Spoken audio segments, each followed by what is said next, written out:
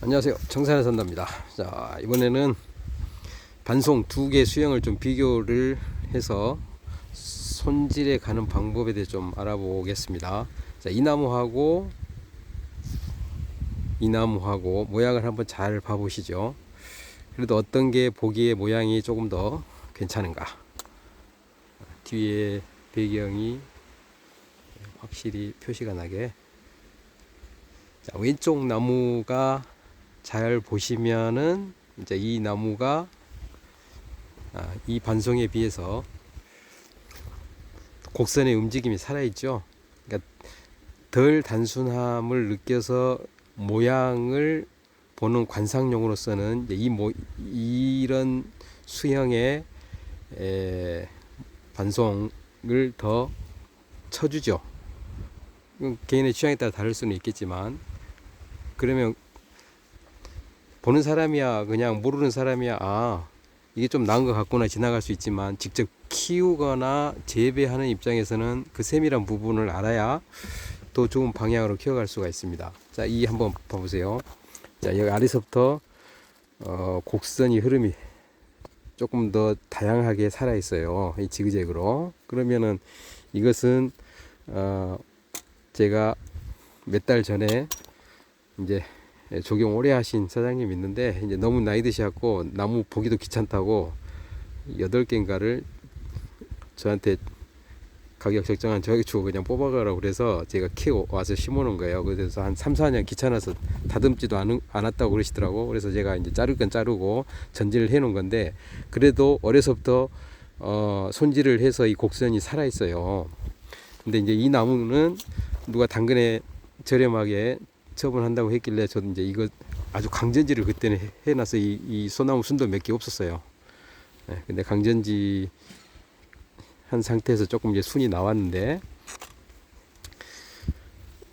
이것은 전혀 밑에 변화에 곡이 없죠.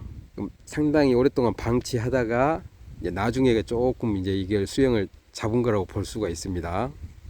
이것은 그래서 자, 이렇게 하려면 이 마디가 좁은 가운데 곡선이 이렇게 이루어지죠. 이렇게 마디가 길어져 버리면은 좀 곡이 있어도 그 곡이 더 화려해 보이지가 않아요. 그러니까 이것은 매년 전지를 해서 곡을 잡은 거예요. 그러면은 여기는 이 줄기는 이렇게 오면서 여기서 나눠졌죠. 큰 줄기니까 이걸 잘라버리면은 여기가 너무 비니까 2개 키워간 거예요. 그런데 이것도 이제 여기서 새로운 큰 줄기가 가서 여기서는 전부 이걸 중간중간에 여러 개 있었는데 이제 이걸 자른 거죠. 전지를 한 거죠. 왜냐하면 위로 가면서 이제 장가지가 발달이 되어서 전체적인 모양을 잡아야 되기 때문에 이 나무가 많이 큰다고 하면은 나중에는 이것도 자를 수가 있겠죠. 왜냐하면 위 가지가 뻗어가서 이 공간을 적정히 메워줘서 모양이 보기 싫지 않게 될 수가 있기 때문에 마찬가지예요. 그러니까 이런 식으로 하는 거예요. 그러니까 여기도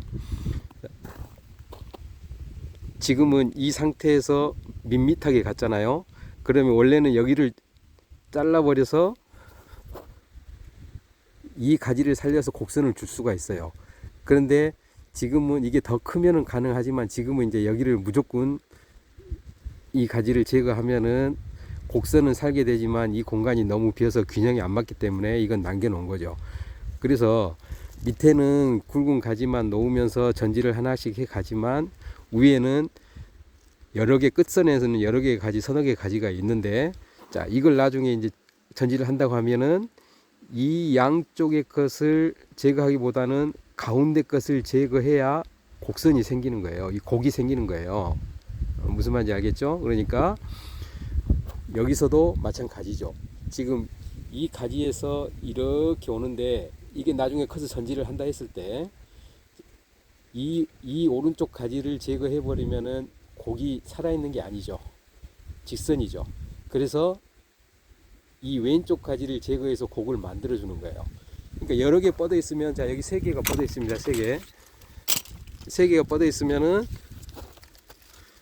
제거한다고 하면은 좌우를 제거하고 요놈을 남겨놓은 것보다는 이걸 제거해버리고 좌우를 남겨서 이것을 끝에서는 키워가다가 나중에 또 여기서 손이 나오겠죠.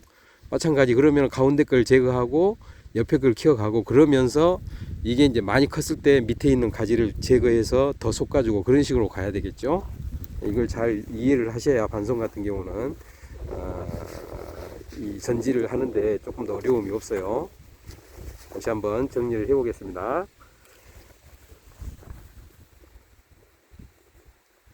어려서부터 곡이 잘 나오기 위해서는 어려서부터 손질을 해야 되고, 가지가 한 끝에서부터 서너 개 뻗어 갔으면은 그러면서 계속 키워가는 겁니다. 밑에서부터 계속 그렇게 키워온 거예요. 그래서 이런 가지도 마찬가지. 아래에 있는 그 이전에 어머니 가지에서 자식들이 나왔죠. 그러면은 그 자식들의 주 가지는 주로 직선으로 뻗어 올라가려고 그래요.